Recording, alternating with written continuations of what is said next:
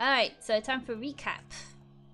Last time, the party awoke to a hairy situation, once again in a new location, laying down in rowboats that were tied up to a city dock. Karstine, remembering the local familiar sights and sounds, had quickly come to recognise the place as the city she had grown up in. With soggy clothing on some, neatly shaved chins on others, and indeed some ruffled feathers, Karstine led her companions to a workshop in hopes to find a dear friend, only to see that the place was locked and empty. Not losing a step, she leads everyone to a new destination, and a warm family reunion takes place, much to the discomfort of some. Notably, one of their group had taken their leave while they were weaving their way through the streets. Brona, the wishy-washy rogue that no one trusted or even missed at all, actually. The impressively tall lady blacksmith that Karstine had called Mum directs them to a tavern. The family friend Luro had been out in search for her during her absence, and it was likely he had gone to a well-known tavern for some respite after his journey. This proved to be quite true, though for a moment Karstine feared she might be scolded, as her friend had quite the concerned look on his face. After a gathering of drinks around a cosy table in the corner, concerns were shared indeed. Tomath, a name that struck icy daggers in one's chest, was back in the city, and Luro feared he had returned to reap revenge. They needed to plan before their foe made his move. For fear of murder, torture, or kidnapping, they had to act quickly.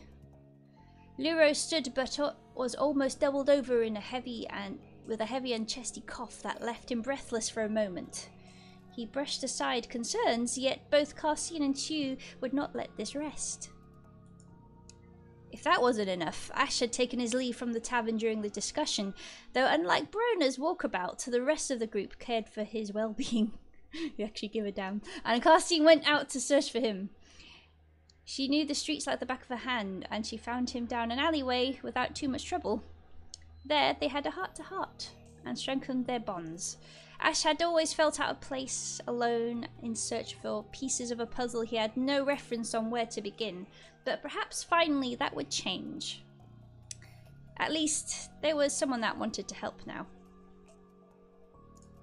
Luro led the group back to his workshop they had first visited, and quickly ushered them into a secret HQ of a band Luro led himself, and one which Karstine had been party of for a while.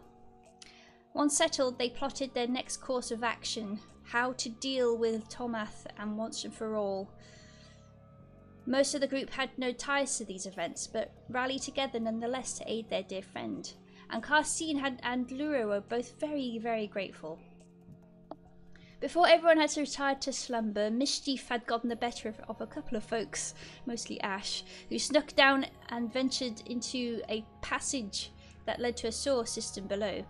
It connected the HQ to the rest of the city, and it would be how the party made their way to Tomath without interference from the streets above. Unexpectedly, however, Ash stumbled upon Broda, also in a flight of mischief herself, and caught her by surprise. She seemed troubled by something, and Ash managed to get a little conversation out of her before they were both discovered and promptly scolded. Night was set, and it was time to rest. Though in the middle of the night, Chu took it upon herself to check on Luro's condition. The cough seemed painful, and Chu could not rest while someone was in need of medical attention.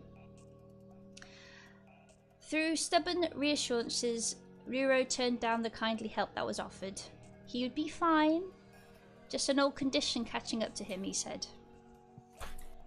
But things were very, very far from fine. Just as dawn broke, when it was planned that the group would leave before the city awoke, echoes of fighting rose up from the passage below them. Luro's men cried out for aid, and fighting spilled out from the passage into the HQ. With that, Brona rose to her feet to attack the party, but she struggled against her own actions, her will in turmoil.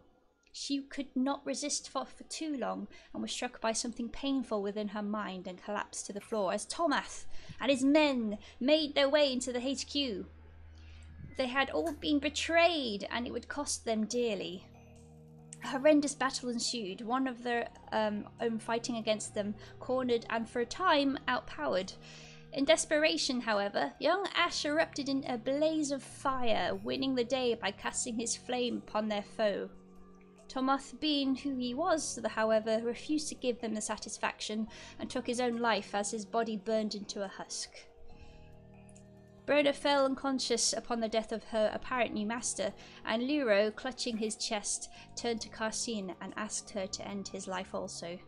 He directed her gun to his where his heart was, and she obliged, pulling the trigger. And with that, they all returned to the darkness once again. So, let's see. With that, I shall change the scene. Stop this silly music. I'm not even going to bother trying to turn it down slowly. It never works. So off with you. There you go.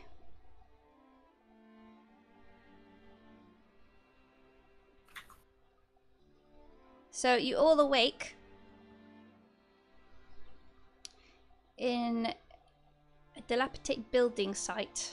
You can see some construction all around you, but most of the site and the grounds that you are on it's still kind of like charred, and it's been there for a while. However, now I'm gonna say first person to awake will be Karstine. For the time being, the rest of the people are asleep still.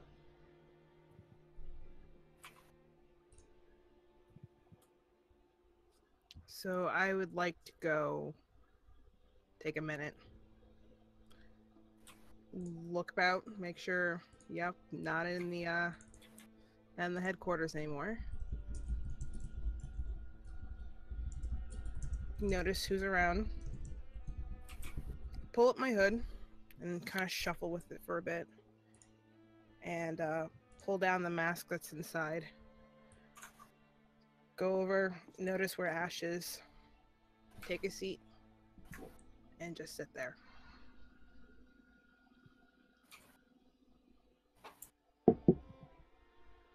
Okay. Gazing upon your friend, you notice that his chin is, drumroll, it has no whiskers upon it. He's clean shaven still.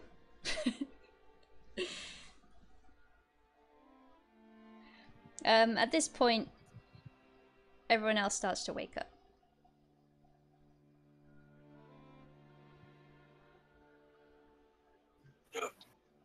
When Ash wakes up, he starts awake, and when his eyes like bolt open, they're still, the whites are still orange, the irises are still golden yellow, like the burning embers when he's on fire. And he sits up real quick, and fire kind of licks across his arms and stuff, and he looks around in a panic.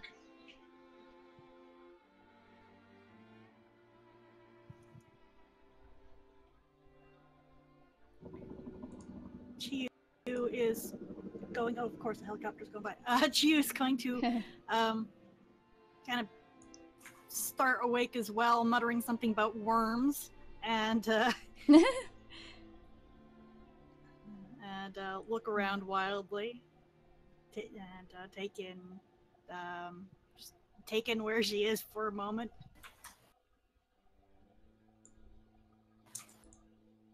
Cromdra, on the other hand, he's one of those people when you stir him up awake, he has like a hard time recovering his soul from the bed. He's gonna be like, oh, yep, I'm up, give me a moment, and he just like struggles to like even sit up, and the first thing he does is actually check his hair and his beard and his hair. Is it still fine? Yes. Judging from like the fire attack that he basically tanked the last fight, he's just like, oh no, I'm bald now. Oh no. Oh no. But thankfully, thanks God, his beard and dwarven hair is still intact. Yes. There. He Mm. he sighs out of relief. As Ash is like panicked and looking around, does he recognize this place? There is an incident in your past that you do recall that does involve a burnt-out building, and yeah. Ash starts to panic a little bit more, and the flames kind of lick across his body again. Mm. He's like clenching and unclenching his hands at his side, and he jumps up like kind of in a what is it? Like a bolt attitude, like he looks like he's about to run.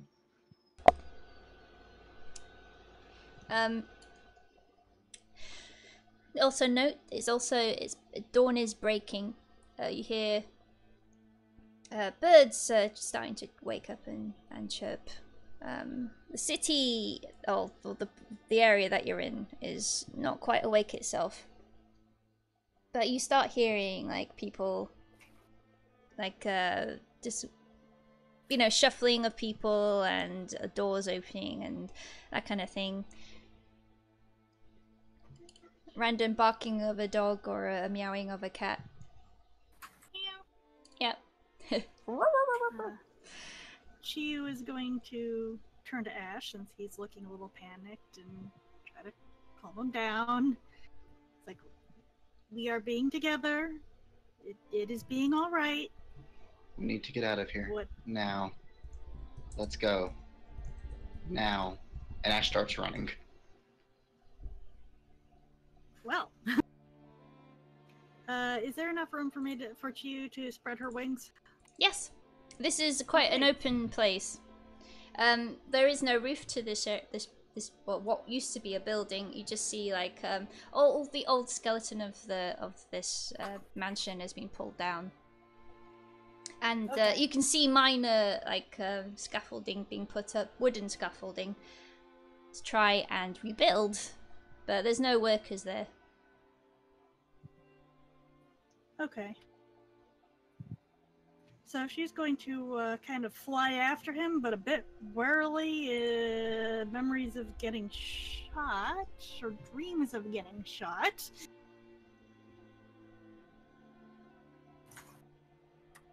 Gonna follow as closely possible. I'm just gonna like huff myself and just go and follow to wherever Ash is going. Okay. When anybody that's following him on the ground, and Chiyu might see it from the air, but a little less likely. Wherever Ash steps, the ground is singed. But yeah, Ash is gonna run until he's like out of sight from this husk of a building, and he's gonna duck into the first alley he can, and he's just gonna collapse. Okay. Should I roll a perception check on the footprints, or? Are you giving off sparks of fire, or are you just making ash footprints? It's just ash and footprints from the heat he's generating right now, kind of. Okay. I would say, because you're a bird of prey, and their eyesight is gosh darn pretty good, you can spot this unusual thing pretty easily. Okay.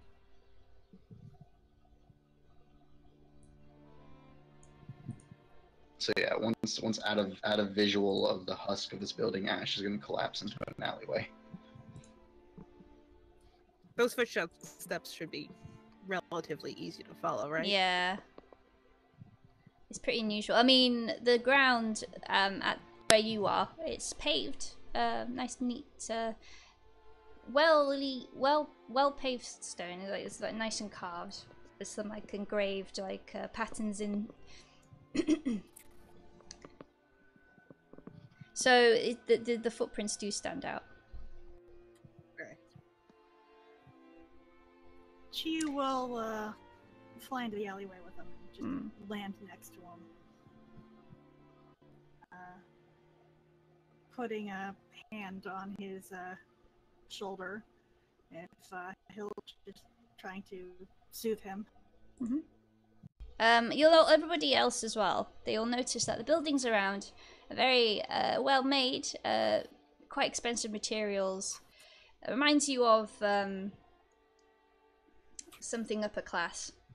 That's what strikes you immediately about the area. There's nice little potted plants along the street corners, you know, and along the buildings. There's the trees and hedges are all trimmed. The streets are notably clean as well. There's no litter. You'll see like guards walking around now and again. They have their own little uniforms. Uniforms are like a deep blue, almost navy blue, with embroidery along the shoulders. Not pauldrons, they're just embroidered decoration on the shoulders. They have a little cap, very akin to policemen.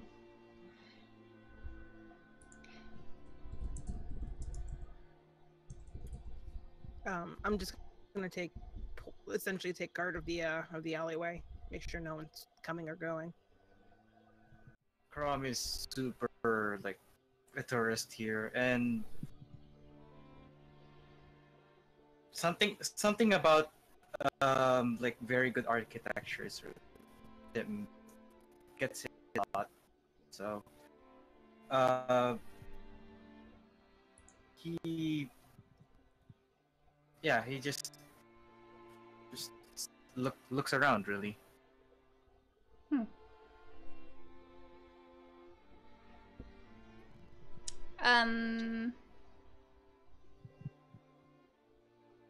Yes, there is an alleyway. Currently, is it Ash? Karstine, are you in the alleyway as well? Yeah, I'm like at the mouth of it, just making sure nothing comes or goes. Okay, it's a fairly small alleyway, this particular one, because the houses are quite close together.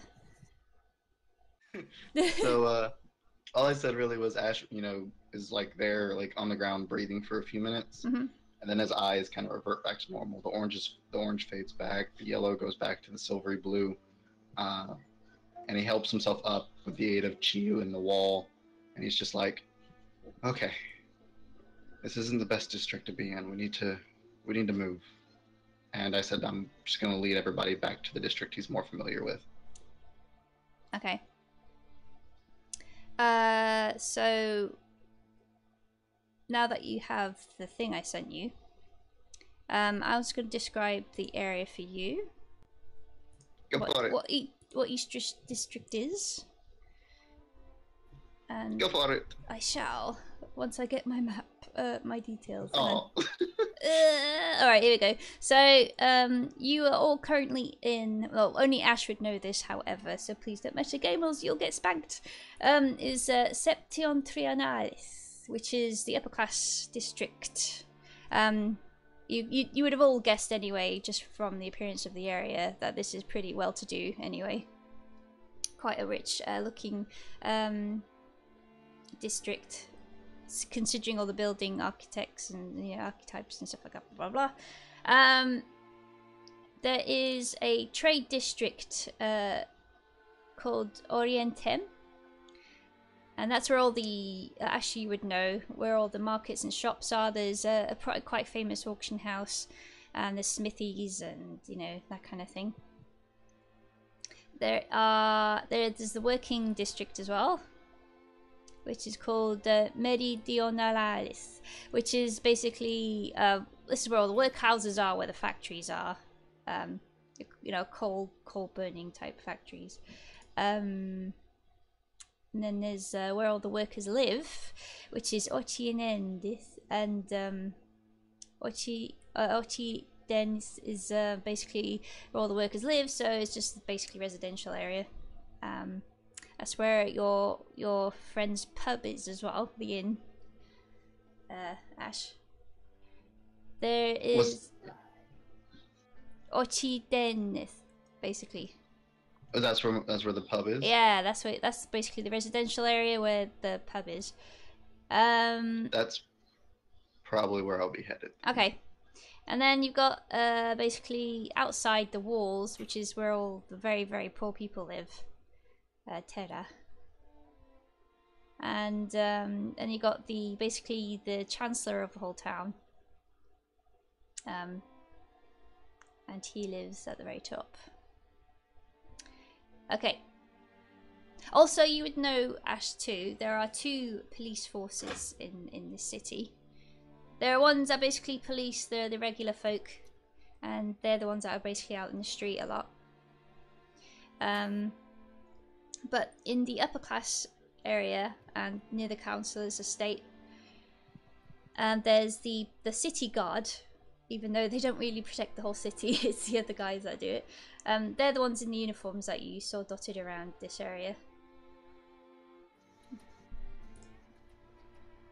The actual police of the city tend to wear more civilian clothing.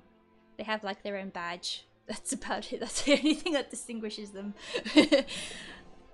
And they got little like wooden clubs at their sides. Okay, so you said you were heading towards the inn, the pub? Yeah, it's an area that I'm largely more familiar with. Okay. So weaving around the streets and making your way from the upper class district. Let's see. Could everyone make a perception roll, please? Me included? Yep.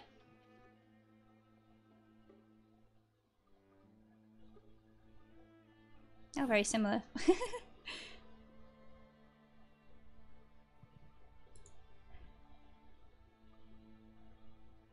Okay. Oh, okay, Ash. You spot this immediately then. Basically pasted on the side of a couple of buildings. You see...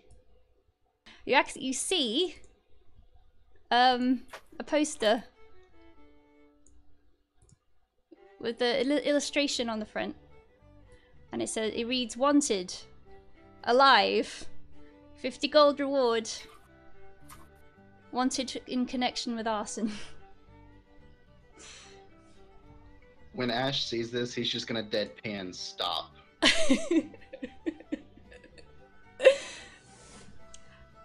You saw this yourself, so it's up to you if you want to show people. There are a couple around on the buildings. He's gonna rip one off and just kind of stare at it. So everyone else sees Ash kind of like sort of double take at a building, approach whatever it was, rip something off the wall, and kind of just stare, standing still suddenly. How tall is Ash?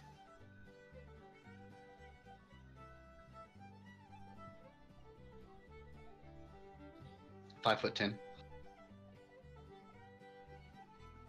Okay, Q might be able to see. Q's gonna try and look and see what he's holding. I'm not making an effort to hide it, so. Okay, well, she's also short, so it's just more of a... Huh?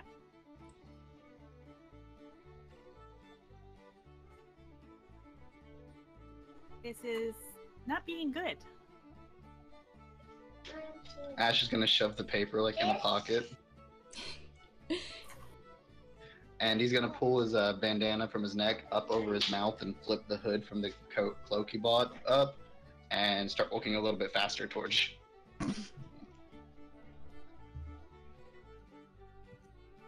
where he was going.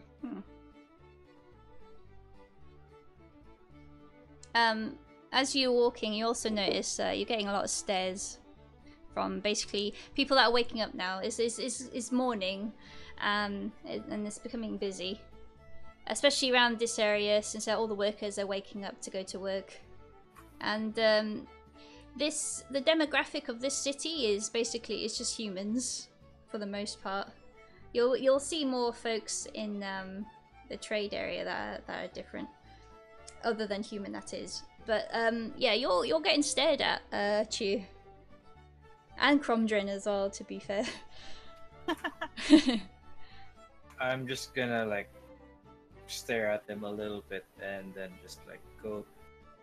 I'm just like gonna stick with the party a little bit closer. I'm gonna puff up my feathers to look a little larger and follow behind. Alright. Is it just me, or they haven't seen a dwarf in this place or something? Ash will kind of say over his shoulder, they haven't seen a dwarf. They haven't seen a Chiyu. They haven't seen anything but humans, probably. So you turn into like a street. That's this street is quite large, a wide street, but it's a direct line to the inn that you wanted to get to, and you just want to get there really quick, fast, quick, nickly slick. As you're walking, you hear a group of blokes going, "Oi! That's a funny looking bird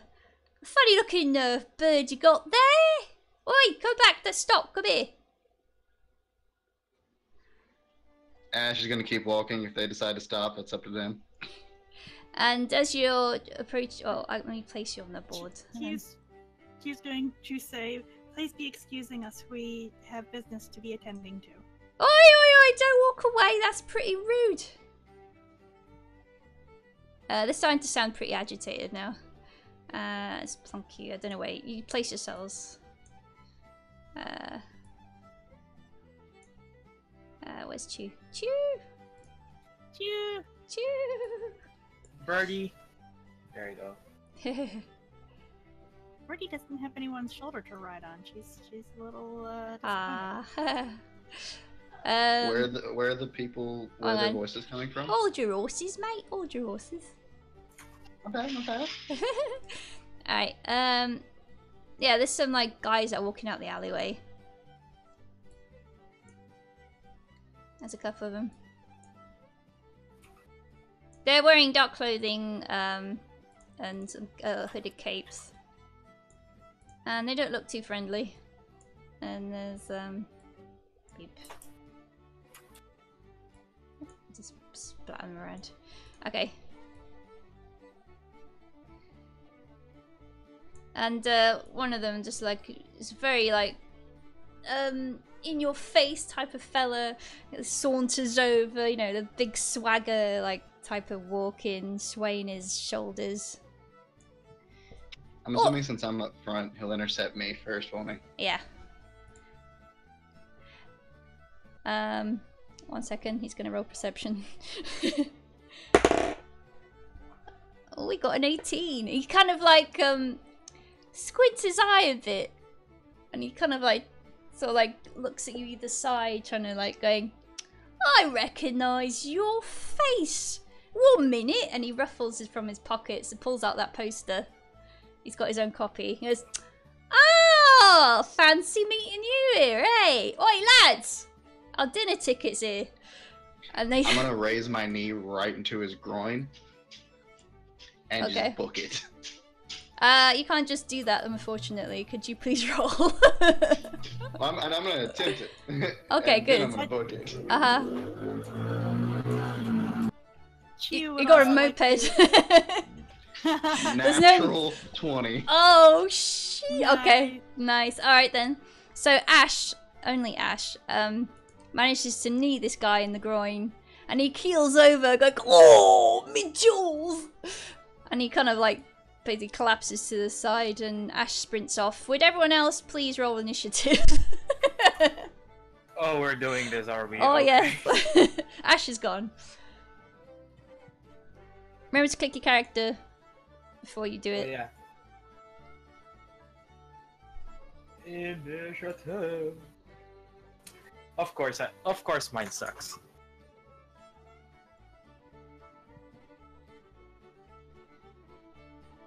Well, you know, you're lower to the ground. It's harder to see stuff. Hmm.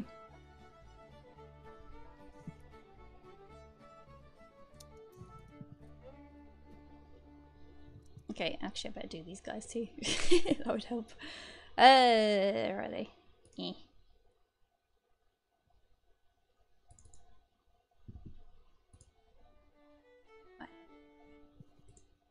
Dee-dee-dee-dee-dee.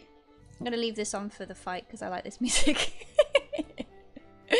As you do. Yeehaw! We gonna brawl in the streets, y'all. Let's see. This guy. Yeah.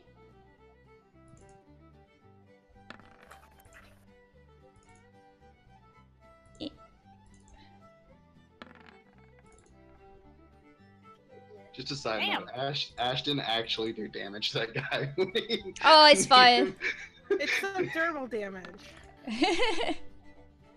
It's RP Non-lethal. damage. There's no actual damage done. It's non-lethal lethal damage. It's ego damage. Is ego damage. You're practically doing it. You're practically like committing a genocide over there. So Kind of.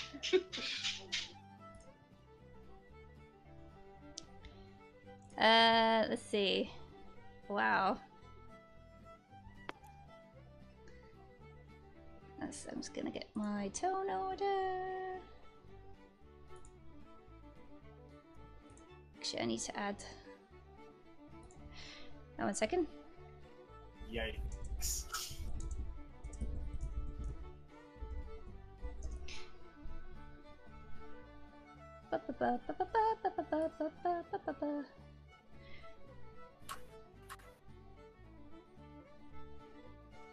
Yes. Okay. I'll put you in then.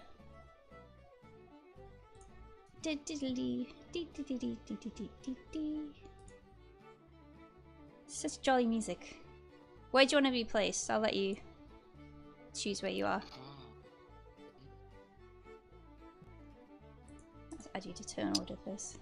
Well, they were stopped in the street, yes? Yes!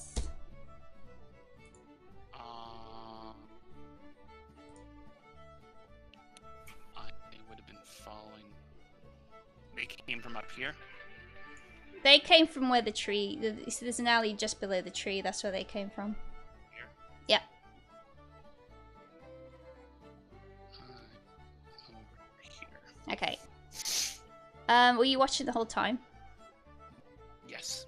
Okay, cool. You would have seen Ash start off after kneeing this guy, leaving his comrades to the rest of them.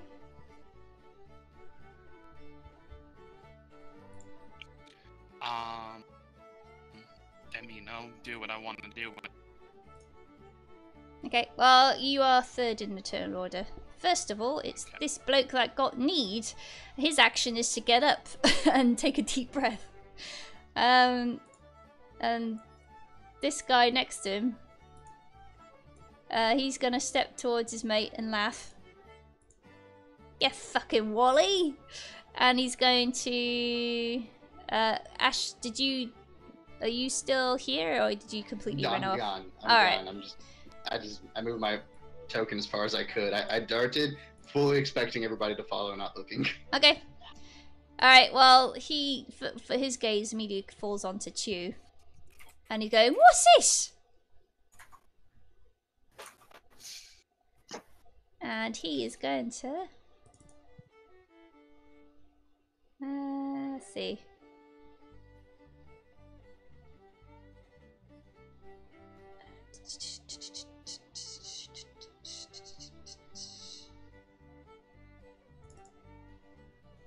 Actually, no, the first thing he's going to do is just walk forward, because, and he's going to try and grapple Chew. So I'm going to make a opposing strength check.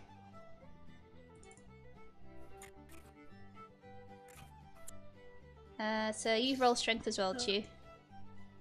Oh boy. Double natural one. Well, Oh that's my gonna go in the God. double one freaking screenshot folder. That's Holy amazing. That's amazing. shit. I know, isn't it? So first thing you see everyone else is he's going, what's this then? And he kind of just plucks up Chew from the floor and puts him over her over his shoulder. Next is your turn, Kina.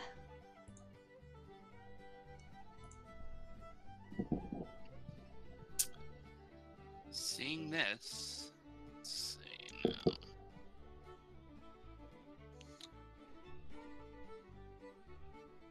now. Alarm squawk.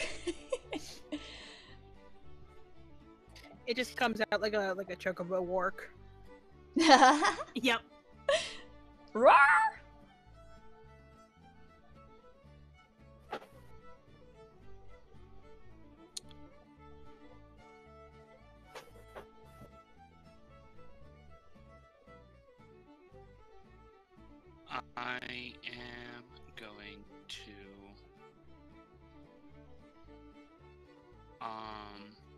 dash after.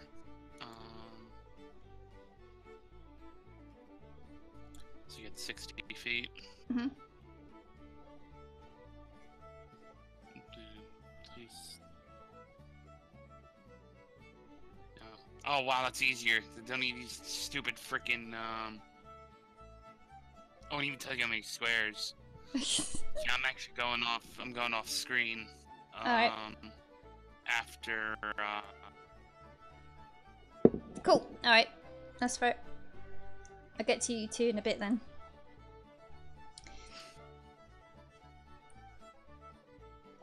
So Chew, what are you gonna do? You can roll again to try and break free. I would allow you to attack him as well, because you have natural weapons on your body. Like Oh, my beak's free. Talk. Yeah.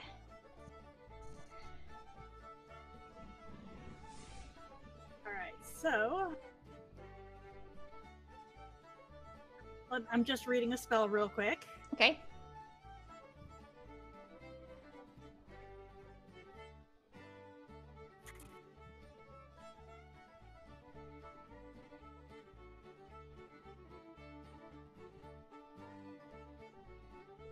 Okay.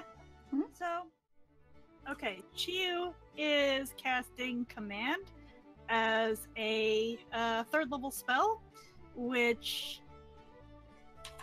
basically means it affects 3 people. And the one word she's going to use is flee. Ah. Yeah, Chiyu's 4'3", by the way. Okay. So she's casting on that one, which means the one who's holding her and the one to the southwest would be the ones also hit. So this guy. Yep, that one. So that little guy, this one, and this one. Yep. Okay. So what do I need to do? They need to Wisdom make saving a throw. wisdom saving throw. Cool. All right. Versus. Okay. Versus 15. 15.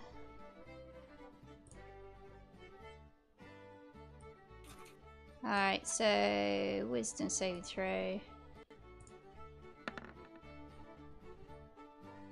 Bye bye. So one bloke is gone.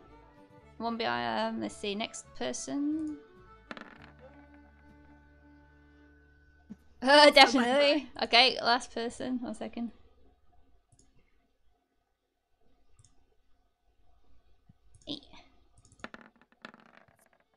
Oh, did I do it twice then? That one holds their ground. Okay, cool. So this chap here stays. So this guy drops you and pegs it. Boop. Also, this pegs it too. This guy's just going, "Where are you going?" There's a couple of chaps here at the bottom as well, so asking the same thing, going, "Oh, for goodness sake!" Okay. And this guy just basically runs off after the other guys, just to try and get him back. So you got these two left. Next is Karstine. This gonna be good. Get him! Wait, what happened to my ruler? Where the hell did it go? Ruler is no longer there because you can measure where you want to go by. It's now that circle with the stick in it. Oh. Oh, this is weird. Across the Well- screen. You could, but I like the option to like, if you press the thing and then there's like an option there to say like hide from others so that you can like stealth measure and shit. That's Which is nice, cool. yeah. That's actually pretty cool. That is So- very useful for the GM. So that This is so gonna that be you know fun. so that you know you can measure Like Who's gonna get blown up in your fireball? Yeah, Yay. just casually and stuff. Going to use my full. No, actually, it's 25. It was 25. So up to this dude. Pull out the pepper box, point blank. Use a grit for. Hang on. Carson does not fuck around today. Deadeye, which gains me advantage, and because I have elven accuracy, whenever I have advantage, I can re-roll. So this guy's gonna hurt. It's gonna hurt. He's gonna hurt. Oh, hang on. That wasn't a 2, so I'm gonna re-roll that 10. Yep. Big number, big number, big. Never mind, I'm just making the 16 then. Okay. I think that does hit. 16 hits.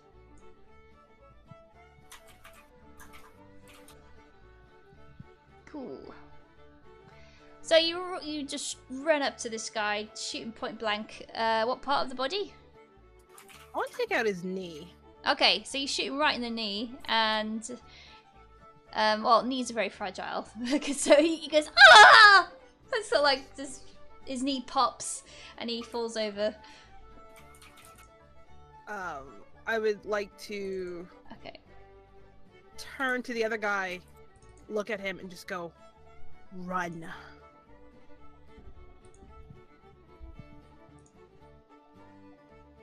He's gonna make a. Oh, is it his turn anyway? Yeah. Okay. Wait, is this guy's turn? Yes. No, it's that guy. All right. Cool. Noted. All right. Is that all you're gonna do, or is it gonna do something else? I don't have a bonus action on this character. I mean, I do, but I'm not burning my action surge 2 seconds into a fight. So no, that was essentially my attempt to intimidate him, but I know intimidation takes a turn. So yeah, that was my whole thing. Cool. All right. So next, the guy on the floor. He's just like cradling his knee and swearing for his life, and gets out his dagger from his belt, tries to stab you back in the knee as a revenge. Revenge stabbing. He does not. No, he does not. His mate, you intimidated him, so he's gonna make a wisdom saving throw. Just for roleplay purposes. Oh, he stands, he kind of like puffs out his chest, because I'm gonna let some little missy just make a fool out of me. Come on, Harold, get up.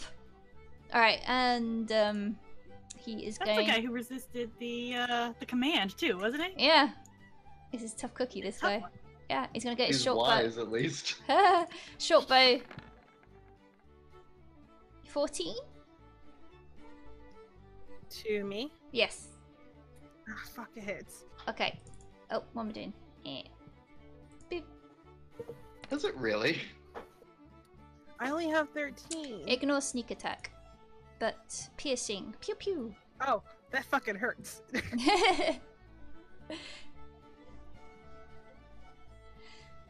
So just 9. 9 damage. 9. 9. Crumdren.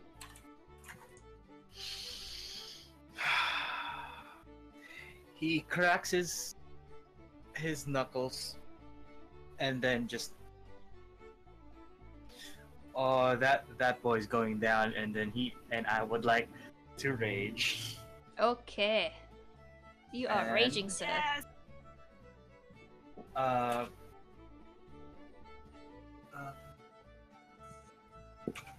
So I will go directly to this person with my maximum movement, and I will attempt to grapple him. Okay. Posing strength check. Yep, and Boom. I will be in advantage. He got a crit. Oh, no. Well, fuck that. Well, I don't know. Maybe, just maybe. Maybe it's a I high think advantage.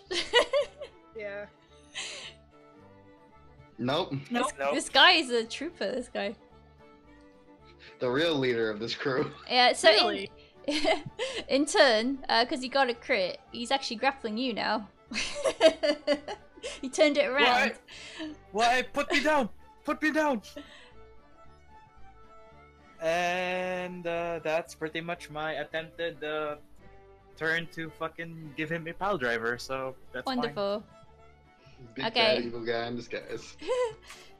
Alright, Kina, because you're off screen out of this encounter, I'll come back to you two in a bit.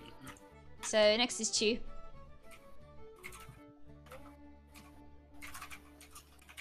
Alright.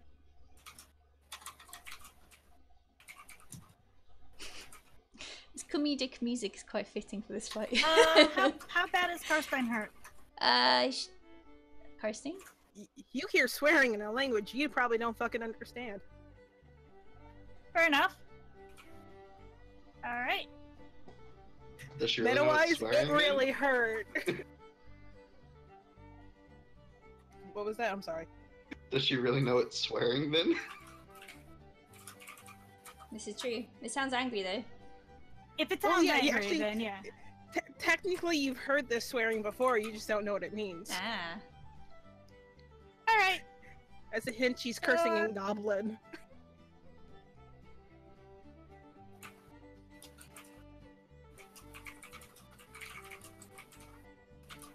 Alright, give me 1 sec.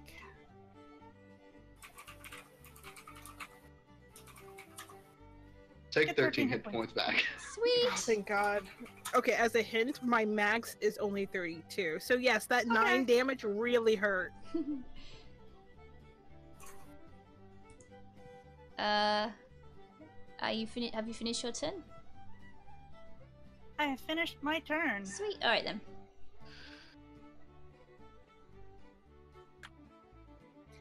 Well, one more thing. She's going to give a very beaky, glaring grin to the one that Karstein's fighting. Now I'm finished. Okay, Christine, your turn. I'm going to put my gun to the guy's head, hold my action, and tell the other one, drop the dwarf, or he's done.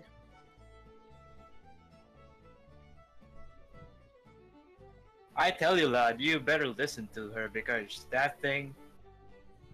Well, I don't want to stick around. Yeah. That bitch is crazy. Okay, is that your action? Yeah, holding it. Okay. So this guy, he's on the floor. He's got a gun pressed to his head. He's already got his knee basically smushed, and he's turned to the other guy, just going, "Oh, yeah, let's just go. This is not worth it. It's not worth it."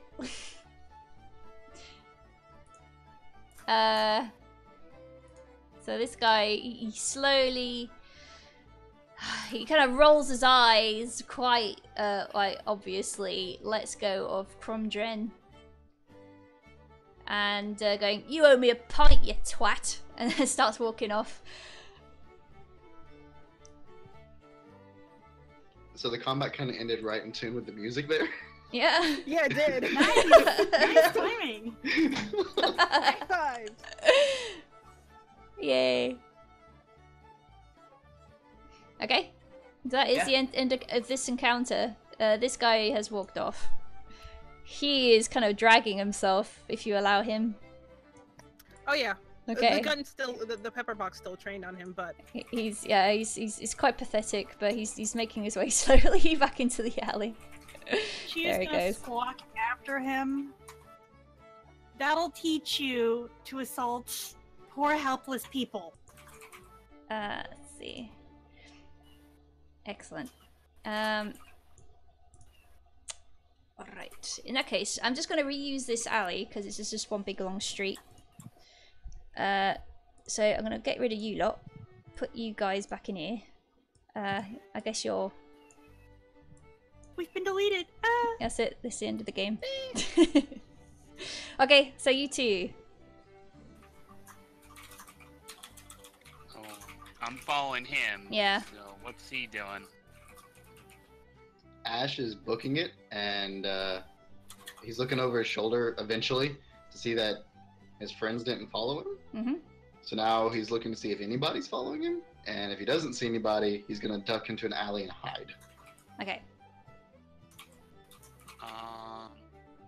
I know I'm following him. But I'm gonna slow down a little bit and cast invisibility on myself. Okay. Clicking on the name.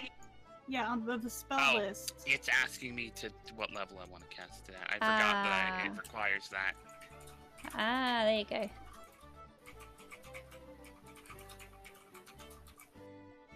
So let me delete all of them. Oh no, how do I delete that? Oh no. Everything's on fire! Yeah, what's going on today? It's just one of those things. It's not my fault, I swear. One of those days. Ash hasn't touched anything except a piece of paper.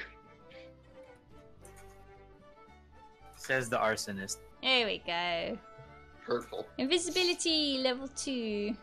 A creature you touch becomes visible until the spell ends. Anything the target is wearing or carrying is invisible as long as it is on the target's persons. The spell ends for a target that attacks or casts a spell at higher levels. When you cast this spell using a spell slot of 3rd level or higher, you can target one additional creature. Alright. But I'm just using it on myself. Yeah. So you go out of existence, so seemingly. And following. Okay.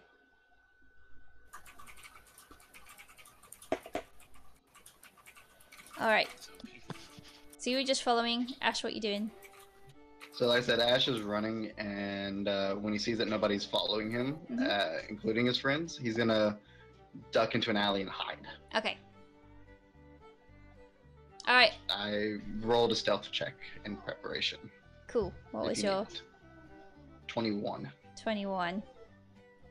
You'll have to roll perception to... Actually, no. No. No, I do yeah. not. No, I do not. You do. Aha. Okay. Okay.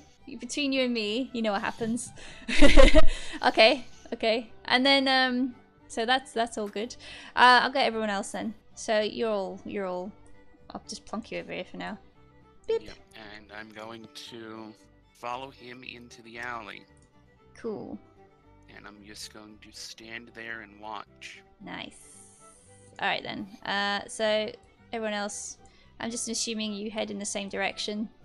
I am watching for them, by the way. Yeah, okay. Beep. Okay. So you're all on the board again. When they come into my line of sight, like they're close enough, I'll like kind of stick my hand out of the alley and like kind of wave them over. Okay.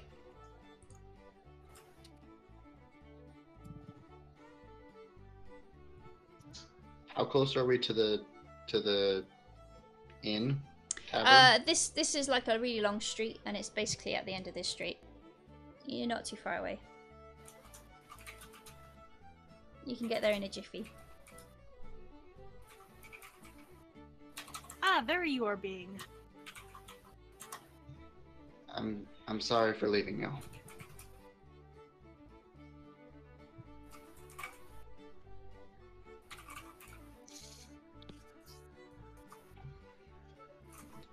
We're almost at a tavern, so let's just try and get there. It might be safe. And you guys see Ash is like incredibly nervous right now. Chiu is going to her person as they see if she happens to have the hourglass on her. She's not gonna know if she does, but she's just looking through her stuff to see if she has it. You do not.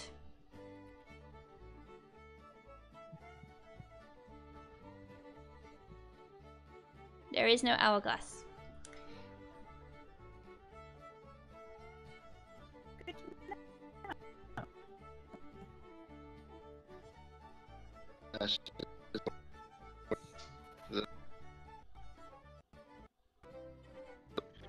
kind of like stay close to the group of them, but he is walking a little back. I am invisible and staying just, you know, right, right behind him. Mm-hmm.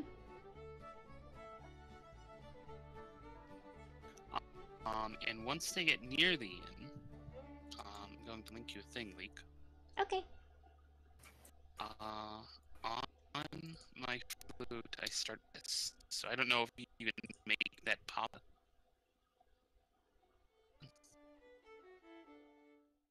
So you hear this music. Crossing fingers. Okay. Mm-hmm. Alright, you hear this music sounding out in the street. You can't find where it's coming from at the moment.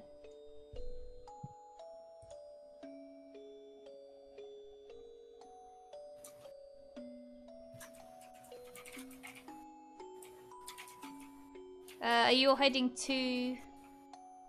Ash is heading into the inn. Okay. She was just gonna be following behind. Alright. So will Gromdrin. Okay. Following close behind, yeah. Sweet. And I follow them in. Are you still playing? Mm-hmm. Okay. I'll make this Get a the bit... bagpipes out of here. No! There you go, still there. I agree, Where's- no. No! Get the bagpipes. Wait, did it make a playlist then? I can attach music to maps. Ah. There you go. Okay. Okay, now they're both there. There you go. Alright, so...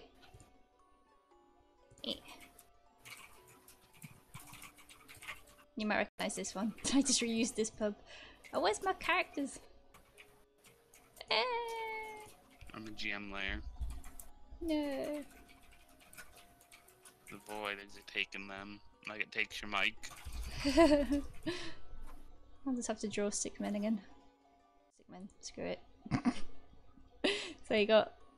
Yay! You got a jolly woman that you might recognize behind the bar. She's an orc. She's green. Yay! And there's just patrons. There's just patrons all around. The stage is currently clear. Ash You'll- will take a scan over the room, Uh-huh. make sure there's no like town's guard or actual city watch. Alright, no, it's just patrons that are usual, like workers and basically lonely housewives and stuff. Then he will yeah. go straight to the lady behind the bar. Cool. As soon as she sees you walk up, she goes, "Oh, Ash, my boy, hello! Hello, Miss Nancy. What are you doing here? What are you doing here? I need to know if you have a room that... I don't really need a room to stay, I just need a room to... for privacy for a little bit, for us. She kind of looks at everybody and goes, "Oh, why? You that kind of boy, are you?" Not like that, Miss Nancy. I'm pulling your leg, you know me. Okay. Alright, yeah, sure. There's, hang on. I'll just rifle through, oh, and she pulls out a key. Throws you the key. Thank Room you. 5. Thank you. How long has it been since the last time I was in? Oh, let me think. About 2 months. All right, thank you. Sorry for the length of time. You know I enjoy coming to all this great company. You had me worried that you'd found a new place to go. No place like here, Miss Nancy. Ah, of course. Just gives you a wink. I pull down the bandana just so I can smile at her, and then I lead everybody into that room. Yeah. Oh, and let me know if you want. And then she stops mid-sentence. Oi, Gary! Don't you dare put that cup on that table. Don't you dare. Oh, 1 minute, please. And she just goes. She walks off. If I'm able to, I'm going to try and slip in the room with them. Okay.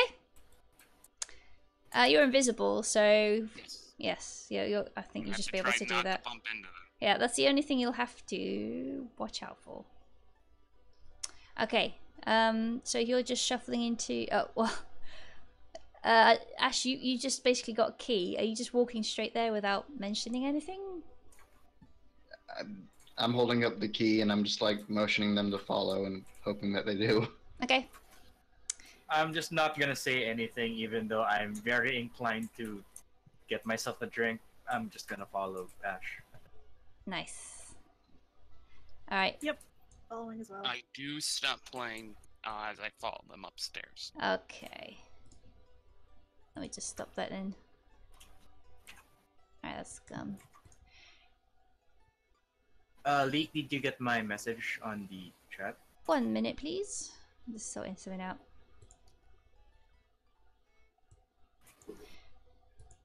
Okay, let me have a look. Chat. Oh, no problem at all. No problem at all. With that. Conjuring. Alright. What was I doing now? My train of thought has disappeared. Oh yes. So I'm just going to draw you a makeshift room. So here you go. I mean, we don't need the room on the map. Nah, it's here. There you go. Nice little corner room. Number 5. Oh, okay, cool. Awesome. Yep. Works. Yeah, perfect. Amazing. It's amazing. And you're just there. Now, if only we were. If you don't need tokens. You don't need tokens. Is that okay? Nah. All right. Yeah, it's fine. I'll just zoom in. Zoom into fast your luxury artist. room. Once everybody's in, Ash will just kind of walk over and collapse into the chair, if there's a chair, the bed, on the bed, whatever, and push the hood back and the bandana down and just face in hands. Mm-hmm. Okay.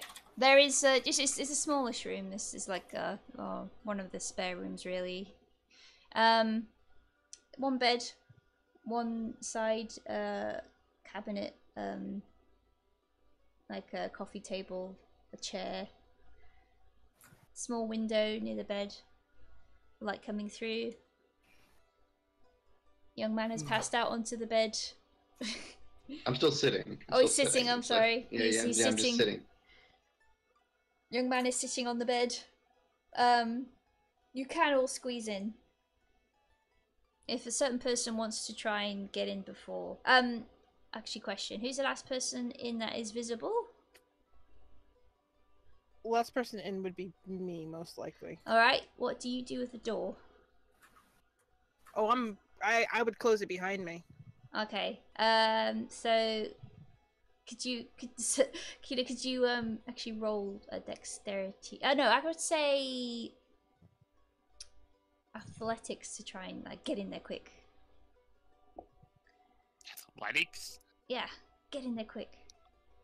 Or you can Oh, no. you could roll acrobatics if you like, but I'm gonna have to ask you to do a cartwheel.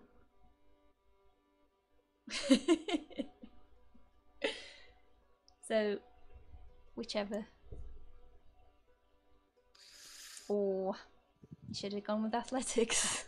I mean, my athletics is a -1. So, Castian, who closed the door, you hear a on the door. Instantly, door is back open, Pepper boxes hand, and looking for a source. You don't see anybody. I'm holding. I'm dead ass, not playing around. I'm just gonna wait. Okay, this Seeing Karstine like that, I'm just gonna like stand up and just hold my axe at the ready as well. okay. Yep, she's going to ready as well. Okay. What you gonna do, Psycho, with your character?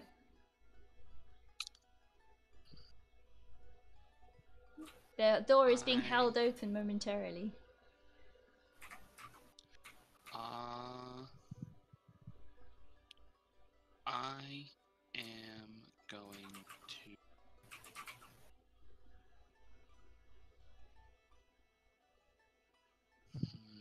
my spells.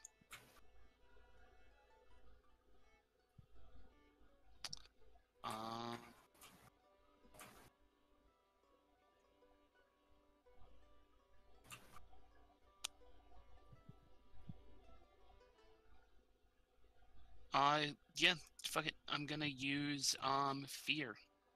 Okay. Damn. You project a phantasmal image of a creature's worst fears. Each creature in 30-foot cone must succeed. Oh, I'll say everybody in the room. Each creature in must succeed on a wisdom saving throw or drop whenever it is holding and become frightened for the duration. While frightened by this spell, a creature must take the dash action and move away from you by the safest available route on each of its turn, unless there is nowhere to move.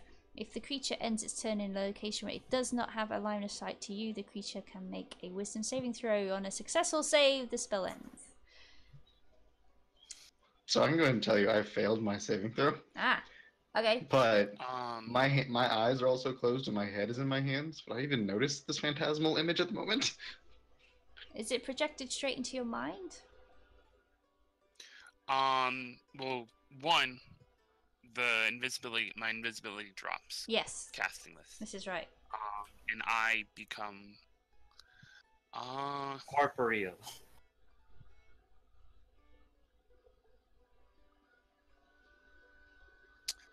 I don't know. But the rest of them are all looking my way, so at least they need to make their wisdom saves. Yes. Hold on. If they don't have line of sight to you, the creature can make a wisdom saving throw. So it would seem to me that you need to be able to see this. Yeah, well... No, yeah. Yes, so Carsine definitely does, because she's holding the door Oh open. yeah, oh yeah. Cromdren does, because he said he was at the door with her with the axe. I don't think Chew... I was like camping a corner. Yeah, I'm not sure if Chew saw. It depends where you were in the room. She would have been kind of facing towards the door with Karstein. Okay. Ash had his face buried in his hands, so he does not need to. So, Cromdren, what role did you get? I'm just waiting for it to pop up. Okay. Yikes. Oh. It's a 16, by the way, so... Oh. Well. Welcome I was hell. screwed no matter what. High five to Karstein. We got the same roll. Oh. Yay! Oh, Ash, you didn't need to anyway, because you had your face buried. Yeah, I rolled one just in case Okay. I needed it. Alright. So there's suddenly a pandemonium of cries and panic, and Ash, you're very confused. There's suddenly a random person at the door as well. I'm looking up, like, what's going on? And now that he looks, he needs to make the throw, because it's concentration for 1 minute. Ah, okay. Nice bait. This is very nice bait. I also Everyone goes up in flames. Oh gosh. Death by fear? Is there a window? Yeah, there's a window. small one. You'd have to smash through it. Chiyu is doing her best to smash through it. Oh gosh. Ash will, I guess, help if that's the case. Like he's got enough sense that he's trying to keep. I'm throwing my dwarven body into the window. It's a very small window. I would say I'm a small person. All right. Yeah, but this is also. So everybody's pile driving. I swear to God, if he gets stuck in the window like Winnie the Pooh. All I can imagine is the Kingdom Hearts, the thing where like Sora runs into it, then Donald runs into it, and then Goofy crashes into him to bust through the wall. Yeah, that's all hilarious. I can imagine now. Yeah, everybody is piling out this window. Oh bother. Oh bother. Okay. Let me think. Could you roll a initiative, please? Because this is a bit confusing. We'll decide what happens in a turn order. Oh, I have to click my. You don't have hey, it doesn't matter. We're not. I just want to see initially what you get. Okay, so Carsine is acting first, then Cromdren. Then Ash, then Rihanna. Chew, sorry. I don't know why I said Rihanna. It's fine. Oh my gosh. Okay. I would guess because of the fact that she's technically in the doorway, she would probably have run back down the hall. Okay. You can't approach it. Ah, yes, you can't run towards the source. Slam the door shut. Put this right in his face. Right Yeah, in his face. I'll allow that. Okay, yeah, so door closed, she's in a corner. Wouldn't that instantly allow all of us to make a saving throw again? Yes, you Yes. all can now make a saving throw. Yes. I'm good. Holy hell. Yes. Oh wow. Yes. This is funny. And if I'm allowed, Yes. once the door is slammed in my face, Yes. I am going to cast invisibility again and Yes. open it. Like she slammed it so hard it just kind of bounced back open. Let me think. You can't do it in... You can cast invisibility again, You can cast invisibility in. because that's an action. Opening a door would be an action. Alright, then I'm gonna go invisible again. Okay. Not going to lie, she would be holding that damn door closed. Because, like, even though she realized it wasn't real, she's still a little shook. Yeah. She's like, no, screw that. Fuck that. There's something outside. Not doing this. Is there like a chair in the room right now? Is like an Yeah, empty there is a chair, yes. I will use that chair to barricade the fucking door. What was that? What was that? We should be leaving.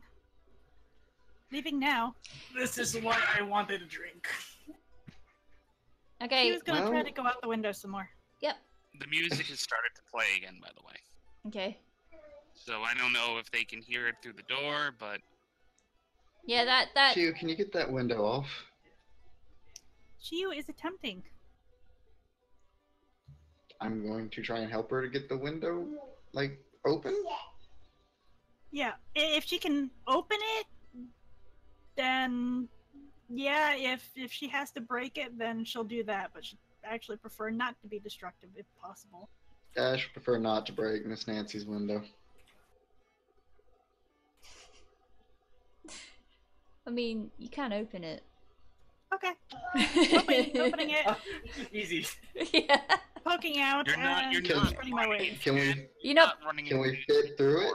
Yeah, you're not panicked anymore, so you can think logically now. So you hear the music from the other side of the door. Faint, obviously, because of the wall and the door. You also hear Nancy's voice going, "What's going on up there? You alright, love?" I don't know, Miss Nancy. I'm a little afraid right now. Somebody's messing with us. You hear stomps coming towards the door. Where are you standing? I'm standing at the side of the door if I see her coming.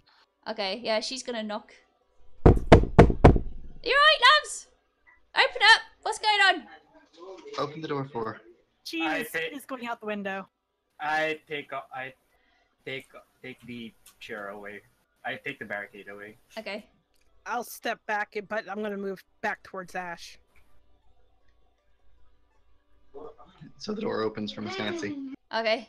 What's going on? Look, Ash, I know you're having some issues, I guess, but come on now, I have to run a business. You can't do this. What's going on? What's all this shouting? I apologize, Miss Nancy. I don't know. She looks at the What mess in that the room as was. well, like, what's going on here? If Somebody's messing with us. there's room, I'm going to slip into the room now. Yeah, there's That- like, she's just standing at the doorway. She's not Does- not directly in the doorway. Does Miss Nancy even hear like the? I will tune? ask you to do stealth though, because you're going to be brushing up against her if you're not careful.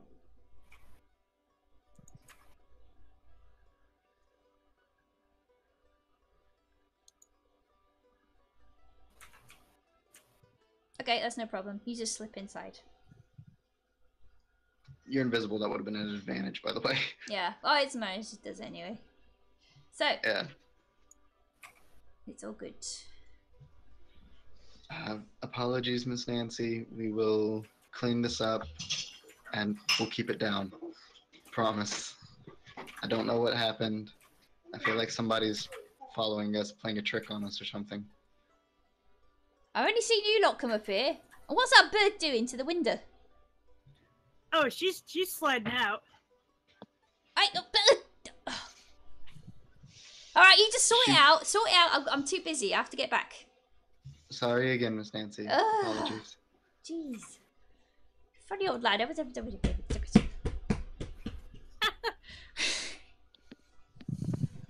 Okay, so she's gone.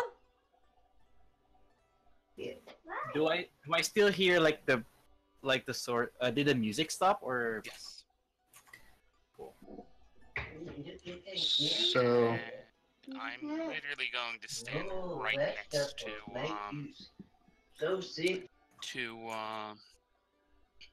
Ash if I'm able to. Let me think. Well, you're on the bed, aren't you, Ash? You still sitting there? well, no, I mean I kind of stood up in the panic of everything. Okay. Well, in that case, I'll say you'll be able to do it. Chiyu is going to hit the ground carefully and make her way back in the front entrance of the tavern. Okay. Leek, how close is the inn to the gate leading to the Terra district? You have to say that again, sorry. How close is the leading into Terra? Yeah, how close is the gate leading to the Terra district? Well, it'll be like a 15-minute walk from this tavern. Because there's a gate leading to Terra, there's a gate, another one at the side of the district leading to the work area. You're in the residential place. Wait, there's not a gate leading directly to Terra? There is, it's 15 minutes okay. away. Okay.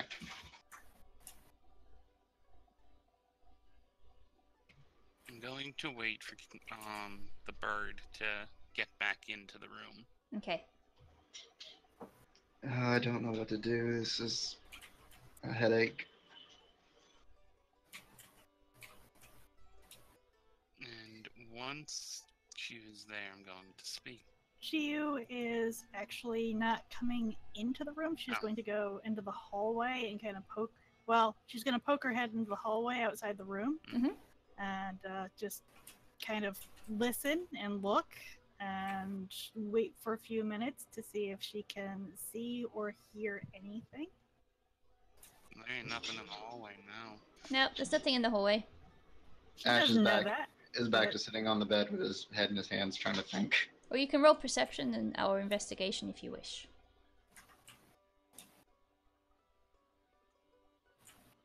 All right, let's see. I'm gonna do a investigation real quick.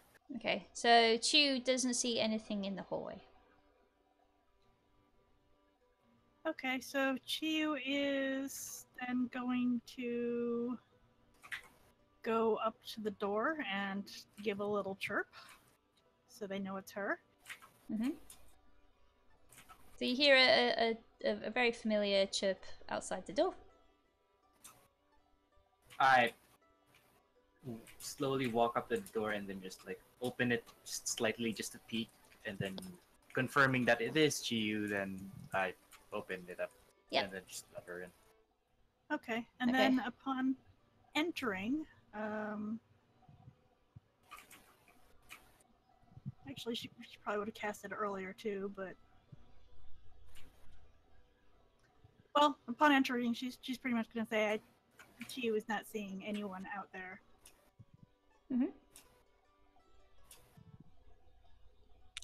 What are you trying to do, Cromdren, with the investigation? Yeah, I rolled 15. The moment like Chiyu like enters and stuff, I just like take a peek in the hallway. Okay, you see nothing in the hallway as well.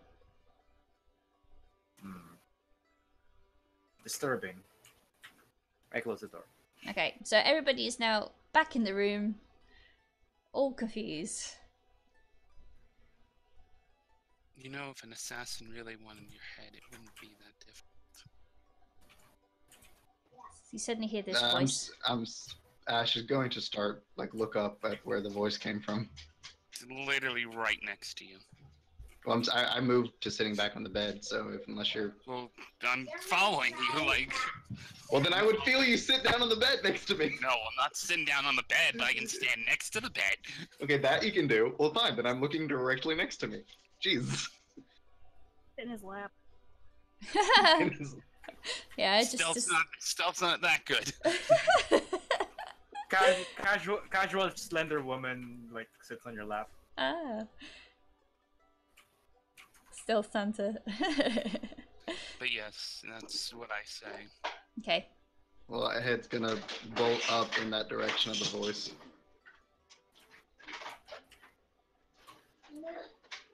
Well, obviously you don't want to just kill us. So what do you want? I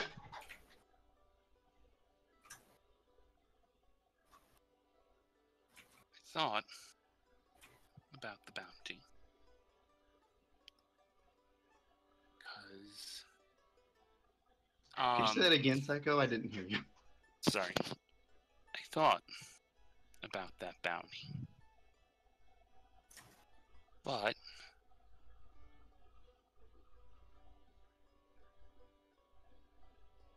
perhaps... And there's kind of almost like a wheeze to her voice, almost. I can't do that. Almost like, chain smoker.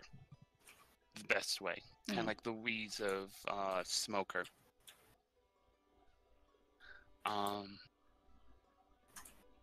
But there are other ways to make gold. And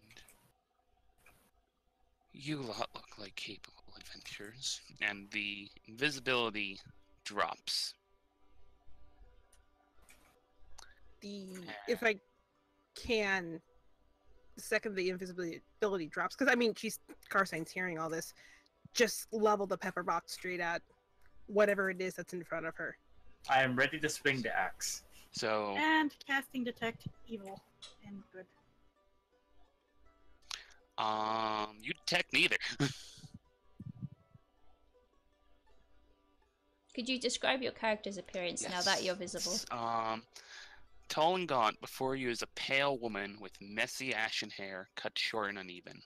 Her ears are pointed like an elf, but shorter, more akin to half-elves.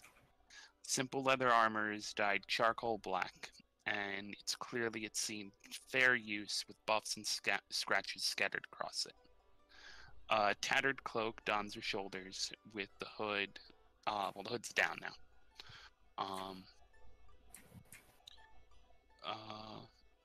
On one hip is a rapier. On the other, a worn flute that looks well loved but old. And also on her back is a lute. And if you look very carefully, starting on at her collar, you can see scars on her left side going down underneath the armor.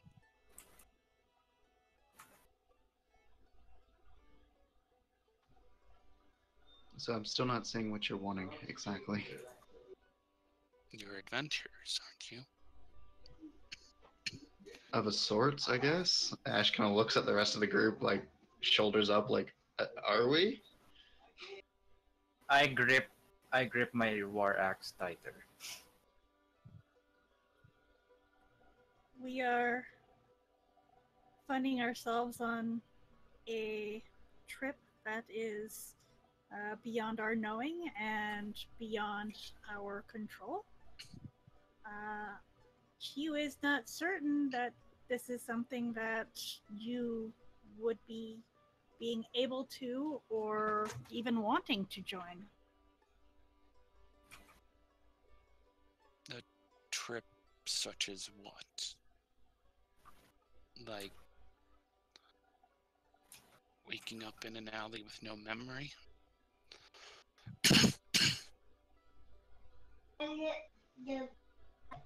Ash will kind of narrow his eyes, like, have you had that happen to you? Wasn't an alley, but close enough. do you by any chance, whenever you wake up, you're like in another location or something? I believe so. Memories fuzzy. Do you hear like bells ringing? Yes. I look confused. I now look confused at this, and I just look to my comrades. Just So another person that's a part of this entire mess. Why waking up with us? Were they not? Most interesting this is being. do you have your own like what do you call that thing? The the glass thing, the hourglass. Do I have an hourglass on me? You don't know what they're Yes. talking about. So whatever god is messing with us has added another player to the board.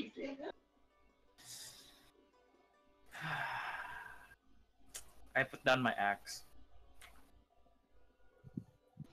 Well, it looks like it wouldn't matter if you decided to turn me in or not. We would have been reunited inevitably anyways.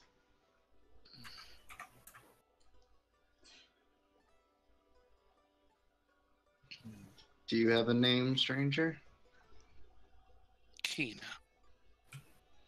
Well, Kina, welcome to this nightmare, or madness, or whatever you want to call it. Ash will now just go back to head in hands. Kirsty, did you see the message? I did. Okay. I think she would have noticed when she first woken up, Mm-hmm. but more pressing matters type thing.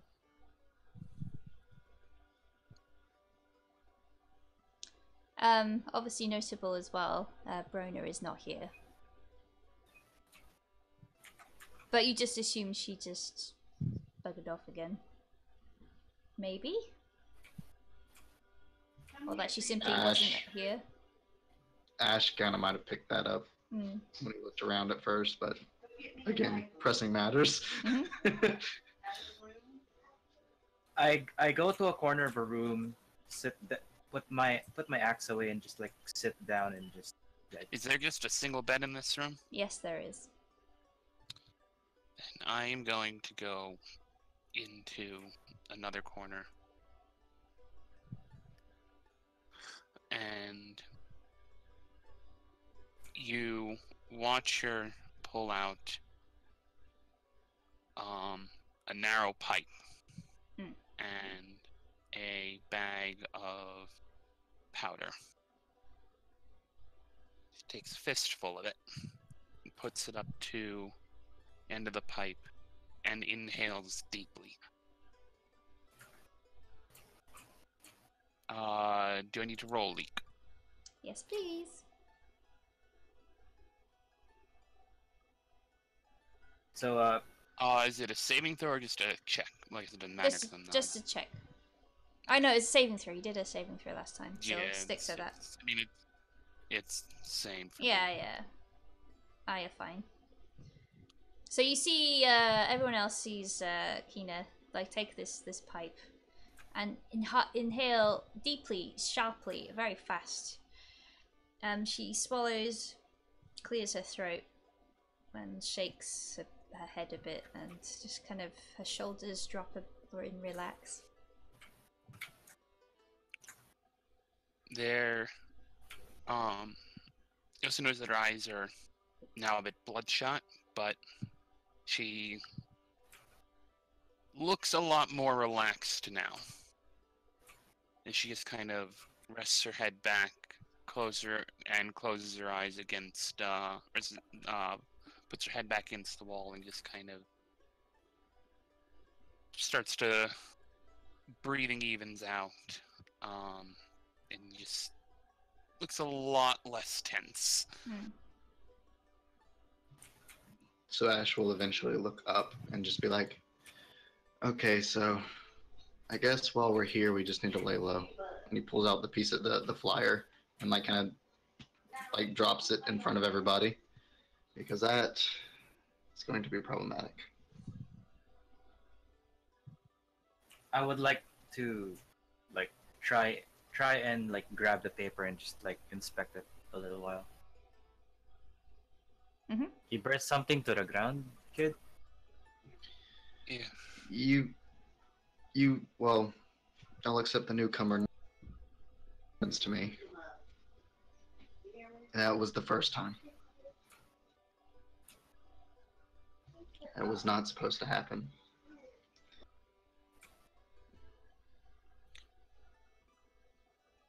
So it was an accident then. It was an accident, yes. I rub my beard. If you want, when you're out, could make you invisible for a little bit. That would probably make things easier, yeah. Because there's someplace I need to go while I'm here before we're taken away.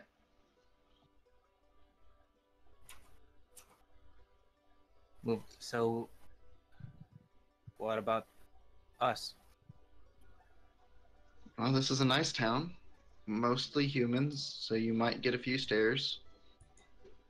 I mean, kid, you saw what happened to Chiyu. That guy just picked her up like like some chicken dinner or something like that.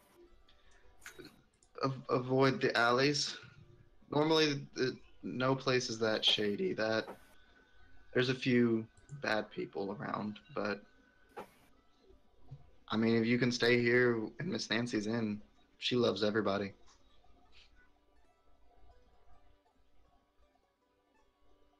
It would have to be nearby to keep the spell going, but How long would the spell last without you? an hour. That's enough. That's enough. If I'm nearby, could. I've got one more go in me.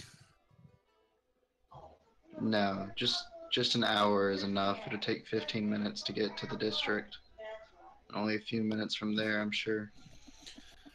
Well, But what y'all do is up to y'all, I suppose. There's no pressing matters here. I don't know why they tried to grab you, Chiyu, and I apologize. buy me a drink and I'll stay here. If I throw him a gold. if let me rest here. I could stick around. Sure, can make you invisible. Just let me know when. And closes her eyes again and almost looks like she's dozing off. So what are you guys doing? I'm drinking. Enjoy yourself, Crom. I'm sorry to get you kind of wrapped up in this. No, I mean, you guys technically helped me when we were back at my place, so I'm just a little bit upset because I can't do anything within my capabilities to help you out with this, kid. Well, I appreciate it. I appreciate the friendship that's been forged here. I'm a blacksmith. Forging is what I do. I'm back. I appreciate the cleverness of that comment. So, I'm just gonna stay here. What are you guys doing?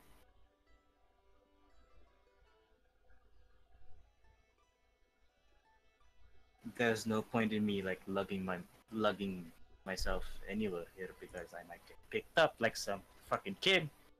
Apparently. Again, that shouldn't be a common occurrence, but I understand your hesitancy. I mean, kid, if you want me to smack someone in the face to you, or if you want me to kill for you, I'd do it. Because, at the end of the day, when that fucking bell rings, then we all got each other. So. You're right. I don't know that there's anything we can do to solve my issue. It's a bit of trouble of my own making, but if something comes up, I'll come grab you. I know where you are, and I know how to get here quick. I kind of want Karstein with you. I was gonna ask Karstein to come with me. Well, that's one problem. One problem out. I stand up, walk out, go straight to the bar.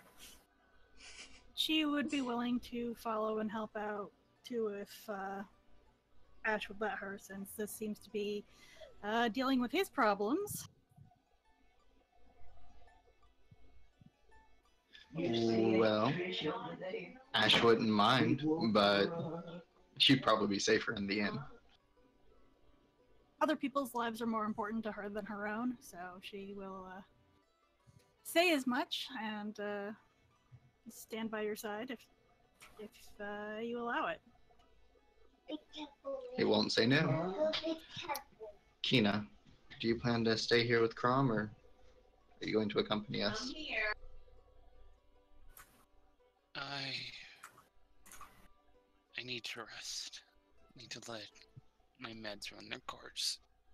Then all I ask is for the invisibility, so to make this a little easier. One or both of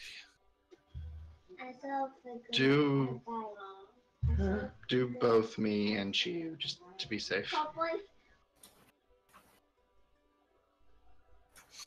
She gets up, and now that you get a good look at her with her standing, you notice she's kind of favoring her right side. And now that she's standing, that tenseness is back on her left. Takes the flute from her waistband, plays a few tunes, and taps you both with the end of it, and you are now both invisible for an hour. Ash will reach out, grab Chiyu's hand and Karstein's hands, and lead them in the direction they need to go. How tall is Karstein? I'm sorry? I know you've said it before, but how tall is Karstein? She's 5'7".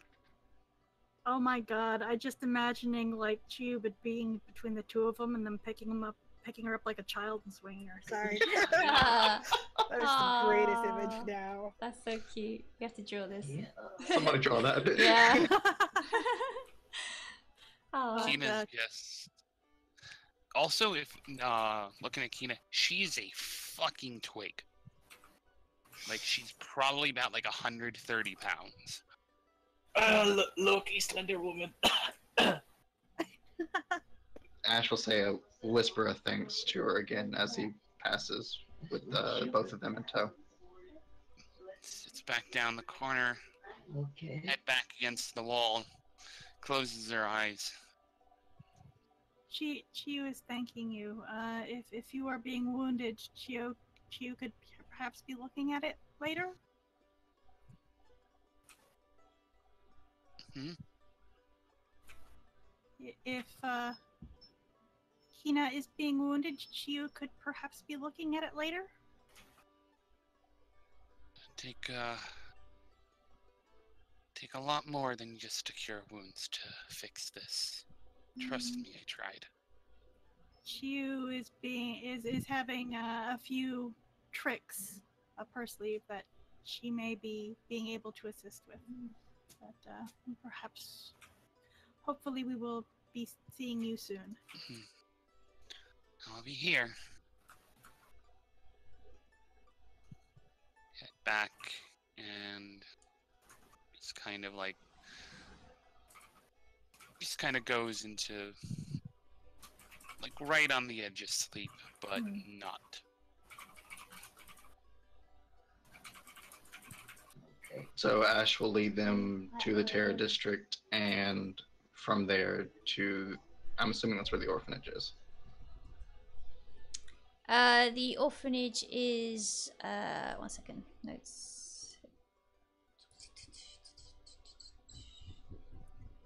Notes. Yes, that's right. Orphanage is in Terra. Okay, that's where I will be leading them. Okay, so this has all happened within the morning, and it's now approaching midday.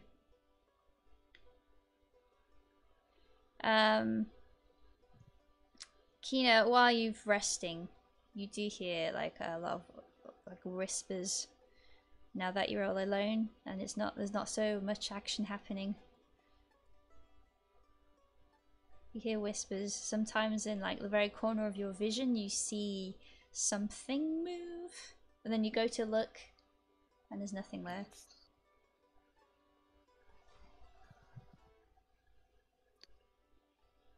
Do my best to ignore it and just focus on resting.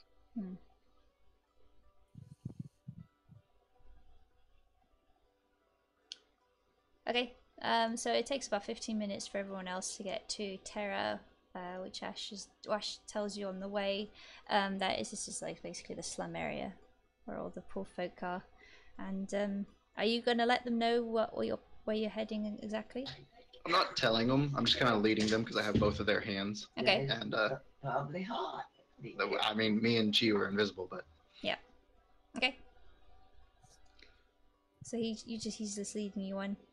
You notice as you walk that the residential area is walled off with a couple of gates leading into like the outer wall of the city. And not so soon after, you see off in the distance there are some farmlands, but immediately in front of you it basically looks like a slum. Wooden shack-like buildings are basically home to a lot of raggedy people, sickly, the elderly, people who can't work. And there's like a couple of like campfire smokes rising into the sky as people start trying to make their lunch. It's smelly a bit as well, unfortunately, just because of the sanitation isn't so great in this area. And off in the distance you see the biggest building in this particular district is an old stone building, like surrounded by what's put together is tried to be like a surrounding wall, but the stones that are supplied for this wall are very poor quality, but they've done their best to basically wall the building in to try and give it some security.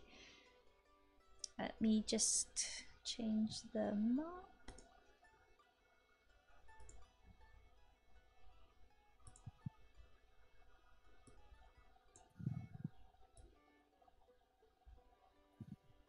Where is it? There it is.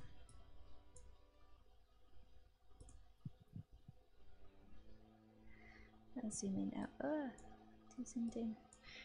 So as you approach, there's an old stone building. The biggest one is basically the orphanage. There's another building to the side, which is where the staff live, mainly. The brothers and sisters of this place. Once I'm in front of the orphanage, you can break invisibility by like attacking or something. So I'm gonna like say, can I just like willingly like let the invisibility fade off me? Yeah, you can slap yourself and it's gone. Yeah. And I'm gonna walk up to the door of the orphanage and knock on it. Okay. Having let go of their hands at this point, obviously. Okay. Gravel under your feet crackles as you make your way to the front door.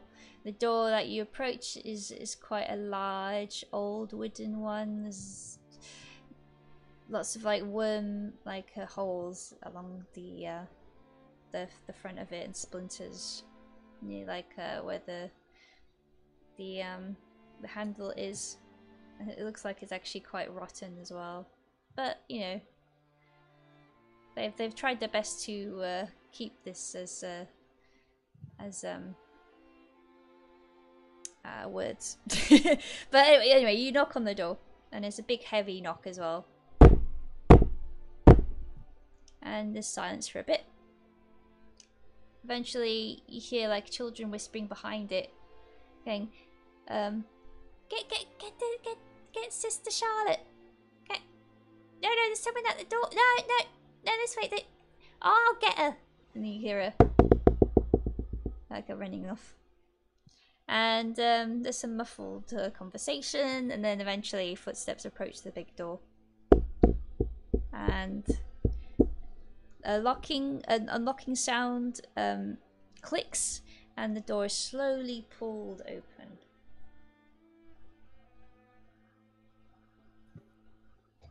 And the person who answers is Sister Charlotte. She is a younger woman in her early 20s. Head is covered in her hair tied back anyway, and she's wearing a long gown. And she's got a little, like a very, very small kid, like gripped to her dress. Both hands like gripping the cloth of the dress. And there's a few of them poking their heads around, kids are poking their heads around her as well. You do recognise her, you've seen her about. One of the new people there. hello, sister. Oh, hello there. Oh, You'll have to wait a minute. it's been the children have been asking about you. I look down at the kids and I smile and kind of open up my arms. Hey, hello, and they all like run up to you as soon as they see who you are. Just gonna like rustle the hairs of everybody, of like all of them, and just like play with them for a second. Yeah, and there's one little girl like with snot running out from her nose, going, "Have you got any treats?" I didn't get a chance to stop for treats this time. No. But I'll try to get some before I head back out. Oh yeah, thanks. And one of them scarpers off, and like an older girl pulls her aside. Like, "You can't just beg for treats like that. It's really rude." Oh man, I'm so sorry. It's always okay if it's me. Don't worry. No. Oh, so come inside. So Carstine has gone looking around. She was following closely behind Ash. Okay. Still invisible. Okay. Karstein's gone. Okay. So she just invites you in then, Ash. Okay, so yeah, I follow on in. Mm-hmm. 1 minute. She will keep a hand on Ash's back, unless the children kind of swarm behind him, and then she'll give him a little bit of space. But she's basically just letting him know where she is. Okay. Well, Ash is quite popular, and all the kids like kind of like gravitate towards him, and so he's kind of like surrounded at the moment. And Sister Charlotte's leading them, walking ahead. Ash will pick up a couple of the kids and carry them on his shoulders, like one, and just randomly grabbing some of the kids to just lift them up, make them laugh. Oh, it's not fair. It's my turn. You had a turn last time. There's always more turns. Don't worry. And the kid that complained will kind of like koala like around your leg. So you got 2 kids on each leg. So you gotta have to like lift your legs up to try and walk. And I will do it. I will do whatever it takes to make sure that they're all laughing and happy. Yay. Does this count as traveling through difficult terrain? Yeah, this is children with difficult terrain. Okay, so Sister Charlotte just leads you into like basically the parlor. There's like an old like moth-eaten couch. It's just sat there, and there's like a little table in front of it. So the only person in here with me right now is Chiyu, even though she's well, she's visible, yeah. I don't know what Karstein's doing. She's looking around outside still.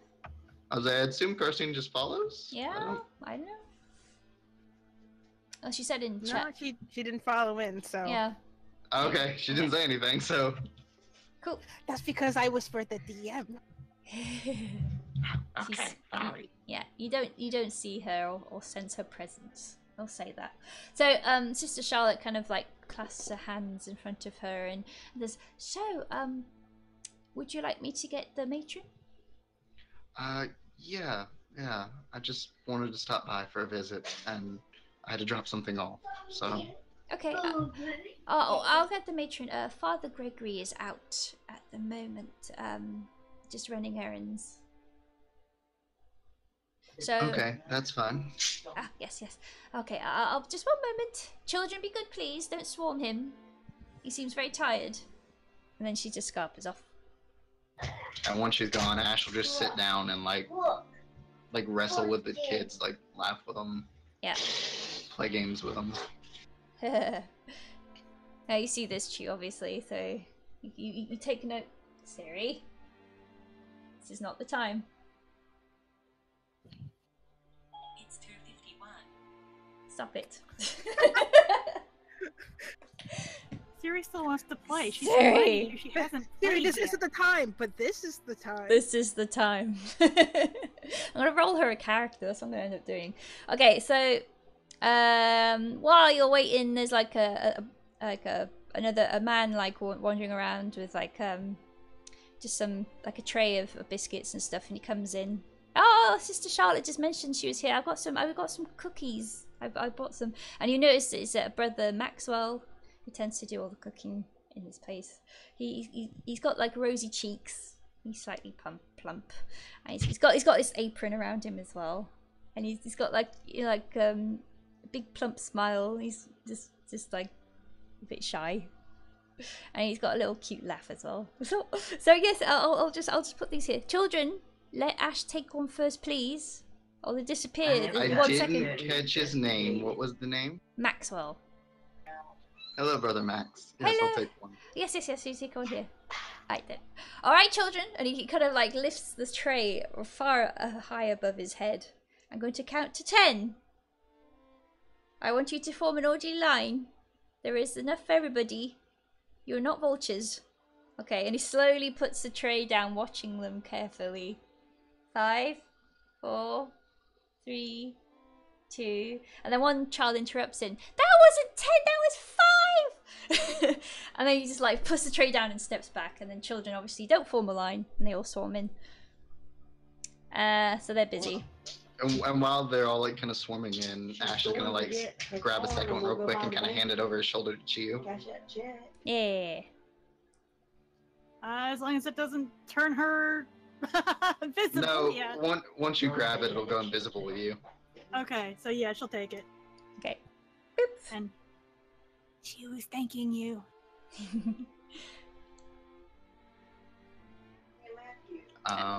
Ash will take note of all the kids that are present and take note of like the ones that have obviously aren't here, who've probably moved on to the temples or have been adopted or whatever. Like he'll take a mental note of all these. Okay.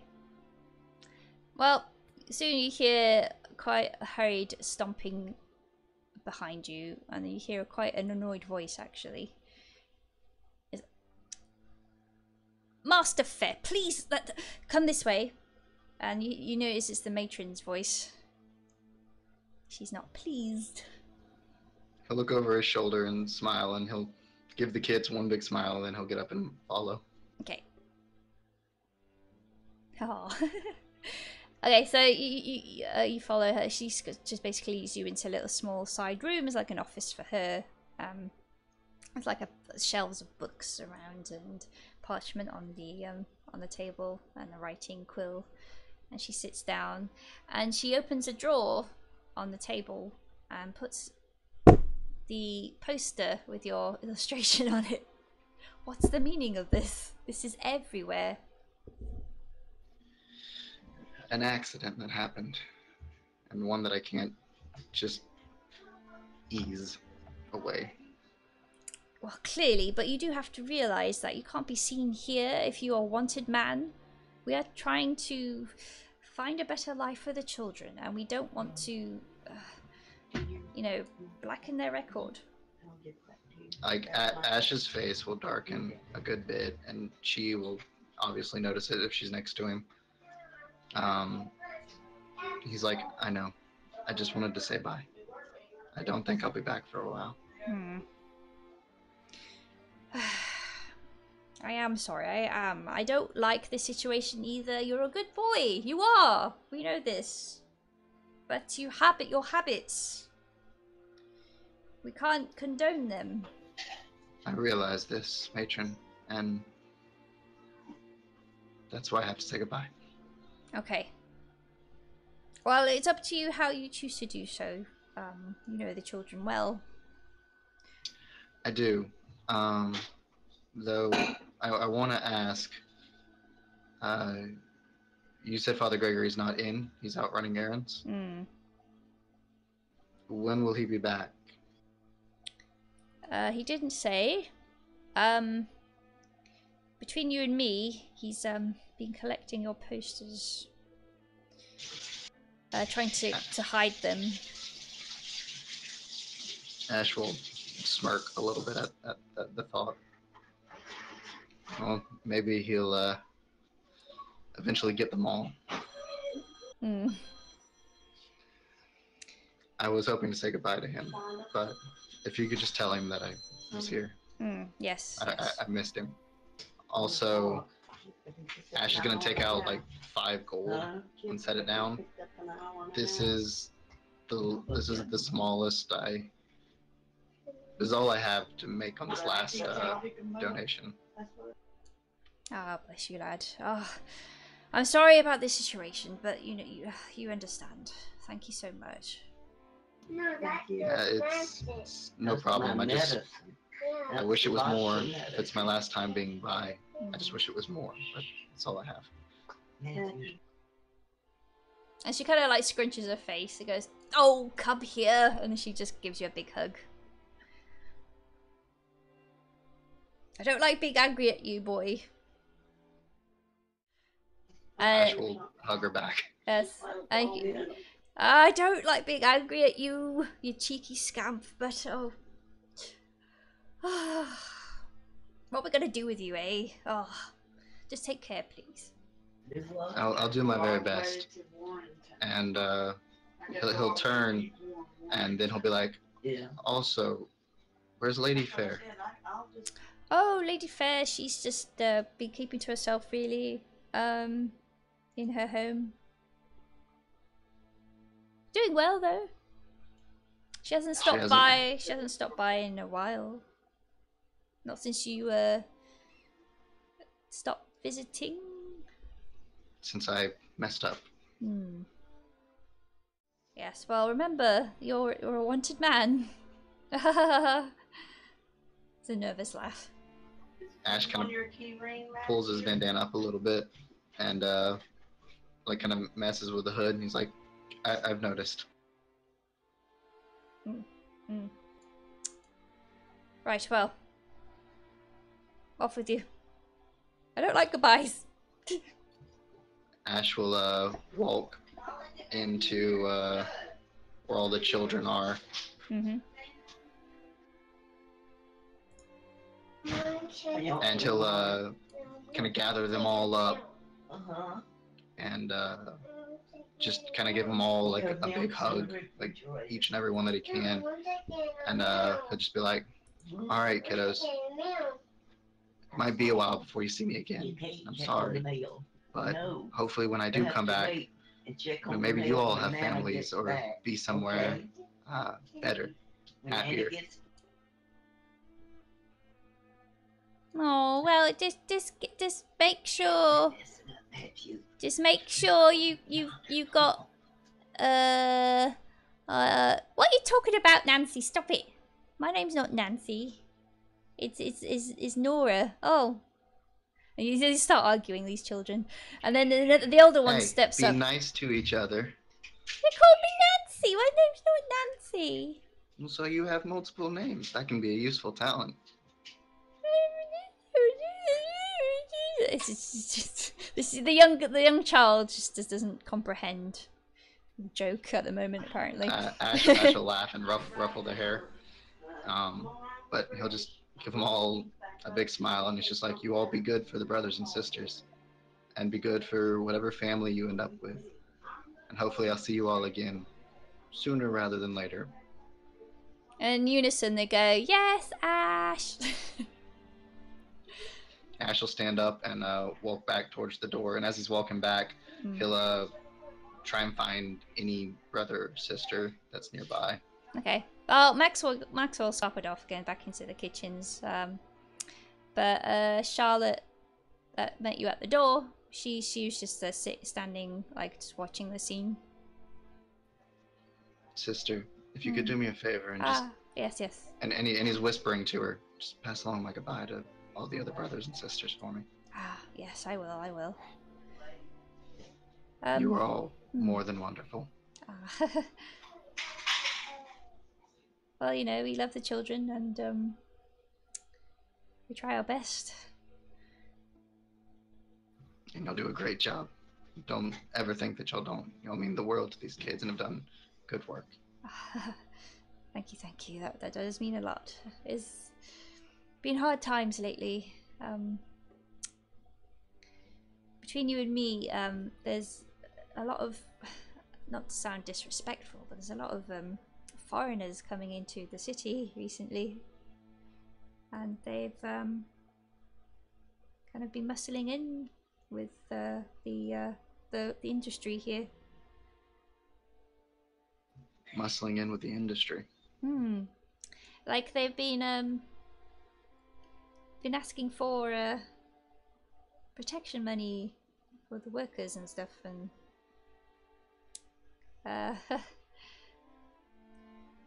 that's put a lot of people out of coin. So a lot of them are hard off. It's just be careful. I mean, with this reward hanging over your head, you know, the matron told me about it. People are more eager to get some money. I'll be safe, and I'll find a way to get money back to y'all. I'll find a way to make sure that y'all are taken care of. Yeah, of course that is appreciated, but I think we would rather, you know, you stay safe. I'll be safe. Don't worry. Ash will smile, pat her on the arm, and he'll walk off. Okay. Followed by Chiu. Yeah. And once Ash is back outside, and I'm assuming Karstine rejoined? She went. She said she makes her way to the front door and makes her way in if it's open. I wasn't gonna interrupt anything. I was just like, no, just let it play out. Fuck it. Yeah. So it's like maybe she wandered up or in at some point. I don't know. I was kind of hoping to catch, like, to wander in just as Ash came back into the room without the kids. DM. Sorry, once again. Karstine said she was hoping to have wandered into the orphanage right when Ash made his way back into the room. Oh, the door was closed behind. That's fine. Yeah. If the door, like, she's not gonna invite herself in. So she would have, if the door was closed, she would waited outside. Okay. So I guess he'll meet back up with Karstine, and they'll walk around so that he's hidden from the orphanage by the wall. And he'll kind of fall shoulder into the wall, and if either of them are looking at his face, they'll see some tears running down his face. Yeah, Chiu's watching him pretty closely, and she'll kind of lean against him. She'll let the invisibility spell drop, and just kind of wrap her arm around him and lean against him. Sorry, what spell was it? Invisibility. She's been invisible this whole time. Invisibility. Okay. So when are you heading outside the wall now of this orphanage? Yeah, I'm outside the wall of the orphanage. All right. Well, as you're approaching the path that's at the bottom of this screen, you notice a very lithe drow woman leaning against the wall. At her feet is a dog sat there, his tail thumping against the floor. Get a familiar dog. Hmm. Yeah, is it a familiar dog? Yeah. Oh. And for those that were with Cromdren on his adventure, there's a familiar drow woman too. And she smiles as soon as you meet her gaze, and she steps back and disappears. And the dog runs off. That can't be good. And on that note, I shall end the session here. Oh my god.